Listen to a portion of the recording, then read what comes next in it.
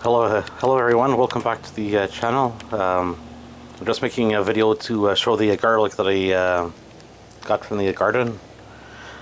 The bulbs are a bit small. They're a bit smaller than the I guess the size of a golf ball, which I don't mind. It's the first time that I planted garlic, so I'm just going to keep them outside until it dries up, so there's no more green leaves.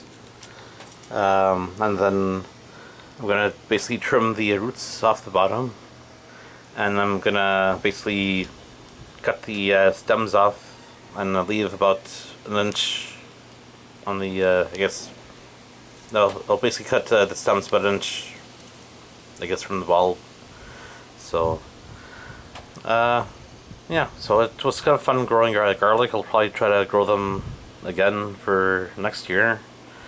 I'm not sure why they didn't get that big, but I guess for next year I'll try to figure out what to do with the soil. If anyone has any suggestions of how to, I guess, do the soil for garlic, just leave a comment in the comments below. So thanks for watching, and talk to everyone soon. Bye.